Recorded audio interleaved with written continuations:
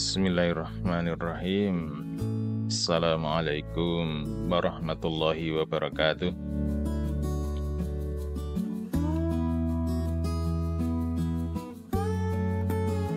Ada satu rangkaian doa yang disebutkan di akhir surat Al-Baqarah. Yang doa ini memiliki keutamaan yang sangat besar bagi kita dan merupakan rahmat yang luar biasa yang sangat berharga bagi umat Nabi Muhammad SAW yang kita sadari memiliki banyak kekurangan dan kelemahan dibanding dengan umat-umat yang terdahulu, dan memiliki keutamaan kalau kita sering membacanya di setiap hari menjadi wirid kita, bacaan kita. Ini di surat Al-Baqarah, kalau di bagian akhiran berarti disebutkan di ayat 286 ya.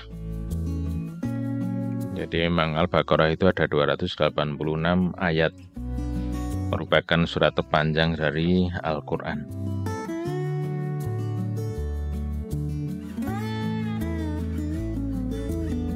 Nah, kalau kita cermati dari itu ya, dari ayat-ayat sebelumnya dan kita melihat tafsirnya, maka semakin menggugah diri kita untuk mencermati dan mengamalkannya. Jadi dimulai dari ayat 284, jadi ini memiliki rangkaian makna. Ada sejarah atau latar belakang historis yang menjadikan kita semakin punya perhatian terhadap doa ini. Di ayat 284 itu disebutkan lillahi ma fis samawati wa ma fil ard. Lillahi ma fis samawati wa ma fil ard. Seluruh apa yang ada di langit dan apa yang ada di bumi adalah milik Allah.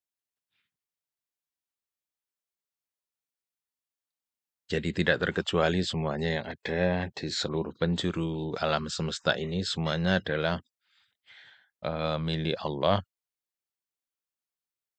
Wa in tubtu ma fi anfusikum, dan jika kalian menampakkan ma fi anfusikum, apa yang ada di dalam jiwa, di dalam hati kalian, autukhfuhu, atau menyembunyikannya, yuhasibkum bihilah, maka Allah mengetahui apa yang kalian sembunyikan atau yang kalian tampakkan itu. Fayaghfiru liman yasha'u, maka Allah mengampuni siapa yang dikehendaki Allah. Wa yu'adzibu man yasha', dan mengadab siapa yang dikehendaki Allah. Wallahu ala kulli syai'in qadir, dan Allah atas segala sesuatu maha kuasa. Nah, ayat ini memberitahukan kepada kita bahwa segala apa yang ada di langit dan apa yang di bumi, semua itu ada dalam pengetahuan Allah. Tidak ada yang terlewat, tidak ada tersembunyi. Tidak ada perkara rumit yang tidak diketahui, tidak ada perkara yang tertutupi sehingga tidak diketahui Allah. Semuanya bagi Allah itu sama saja. Ya. Nah, pengetahuan Allah itu meliputi segala sesuatu, baik yang kita ucapkan mau yang kita lakukan, apapun ataupun apa yang terbersit di dalam hati kita, maka Allah Maha tahu. Nah, oleh karena itulah kemudian ayat ini menjadikan heboh para sahabat deh. Hebohnya itu adalah ketika ini ada ya bagian tengahnya itu ya. Fayaghfiru liman yasha'u wa yu'adzibu man yasha'. Maka Allah akan mengampuni siapa yang dikehendaki dan mengadab siapa yang dikehendaki. Maka kemudian sebagian sahabat itu mereka mengadu kepada Rasulullah, ya Rasulullah, kalau apa yang kami katakan ataupun apa yang kami lakukan itu kan ada dalam kendali kami. Tapi kalau apa yang terbersit di dalam hati kan itu kami tidak mampu untuk mengendalikannya. Nah, ini menunjukkan betapa mereka merespon ayat ini secara cepat gitu, karena interaksi mereka yang dekat dengan Al-Quran. Jadi ini tidak menunjukkan kelemahannya sahabat, justru menunjukkan kuatnya imannya sahabat. Ketika mendengar satu ayat langsung mereka meresponnya. Apalagi kemudian eh, mereka itu kemudian datang kepada Rasulullah menyampaikan keberatan mereka ya. Ya. Mereka menyampaikan betapa beratnya ayat ini ya, karena ternyata tanggung jawab kita ini bukan hanya dalam hal ya, dalam hal apa yang kita ucapkan, bukan hanya dalam hal apa yang kita lakukan, tapi sampai apa yang di dalam hati pun itu Allah akan menghisapnya. Nah, sehingga mereka itu datang menghadap kepada Rasulullah. Ya, ini saya bacakan riwayatnya ya sepintas ini. Ya, bisa bisa dilihat di ini hmm, dalam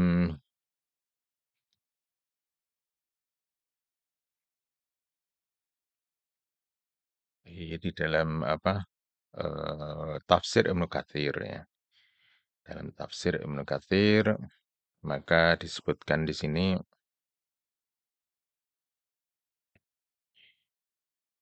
saya langsung penggal di bagian riwayatnya dari Abu Hurairah. Ya, dari Abu Hurairah ini diriwayatkan oleh Imam Muslim. Lama nazalat ala Rasulillahi sallallahu alaihi wasallam lillahi ma fis samawati wa ma fil ard wa in tubdu ma fi anfusikum aw tukhfuhu yasibkum billah sampai akhir ayat.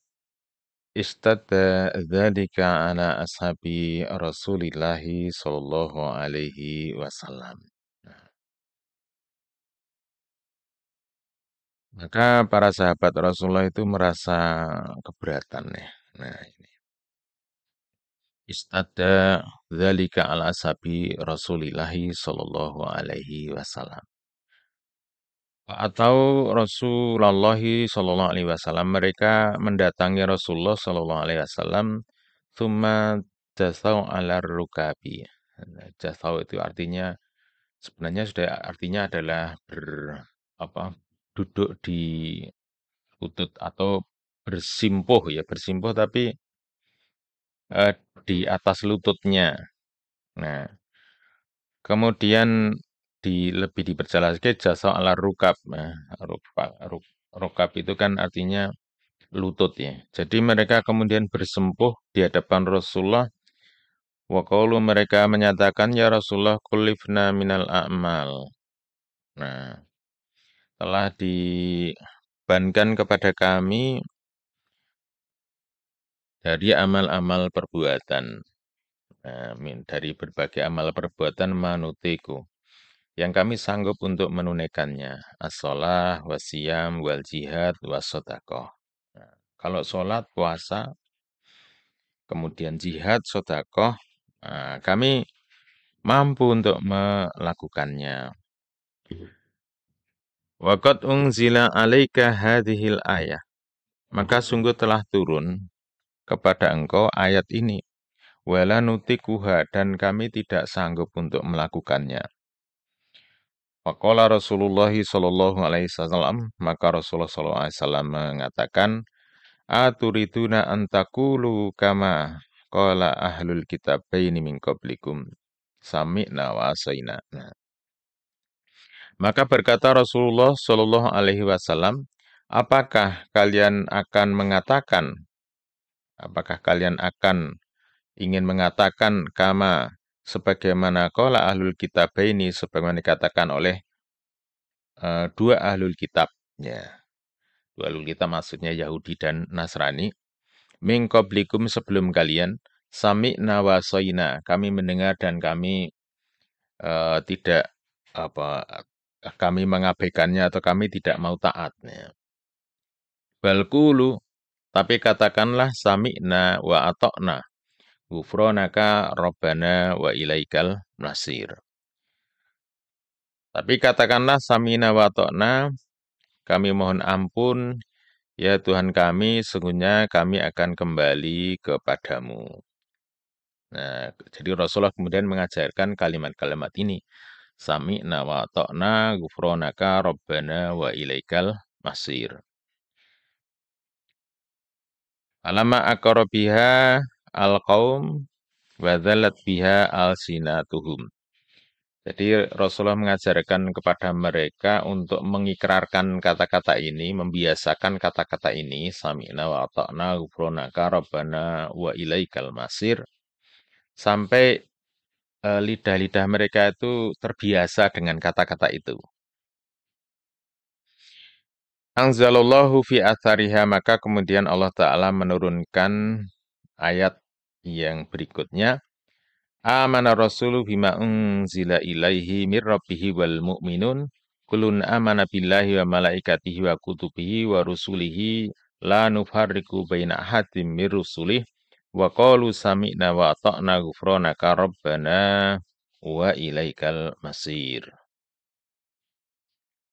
Nah, ini ayat yang berikutnya. Ya. Walama fa'alu dzalika fanasakhaha Allahu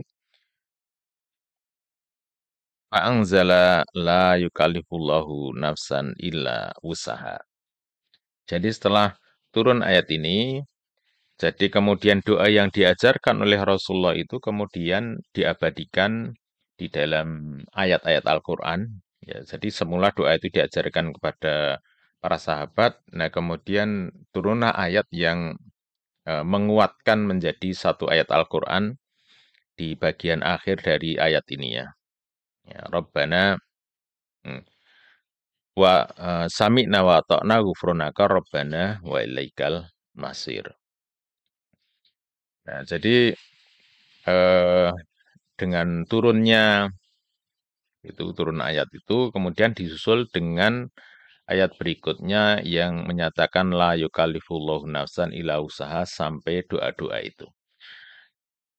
Nah, ayat ini kemudian menghapuskan, menasah ayat sebelumnya. Baik biru lima iswa yu'adzibu mayasa. Jadi menghapuskan isi hukum dari ayat 284 ya, yang menyatakan bahwa apapun yang terbersit di dalam hati pun ada hisapnya. Nah, itu kemudian dihapuskan. Jadi yang akan dinilai itu adalah apa yang diucapkan dan apa yang diperbuat. Nah, nanti ada hadis-hadis Rasulullah yang lebih memperjelas tentang hal ini. Ya, tentang amal perbuatan bahwa apa yang terbersit di dalam hati belum akan diberikan satu hukum sampai kemudian dilakukan. Ya. Misalnya, kecuali satu perbuatan baik. Nanti ada penjelasannya di hadis Rasulullah. Ya, di di kesempatan yang lain akan kami jelaskan ya, akan kami sampaikan. Nah, Allah tidak membebani manusia sesuai dengan kesanggupannya. Sebenarnya ayat ini lebih dalam konteks bahwa yang nantinya dihisab itu hanya apa yang dikatakan dan apa yang dilakukan. Dan sedangkan apa yang terbesit dalam hati yang tidak ada dalam kendali manusia, maka ini tidak masuk di dalam hisab, ya, tidak akan dihisab. Nah, sehingga ini lebih meringankan lagi. Nah, kemudian ternyata kepada kita diajarkan doa, ya, yang ternyata doa ini kemudian di penjelasannya Rasulullah SAW ketika kita mengucapkan doa,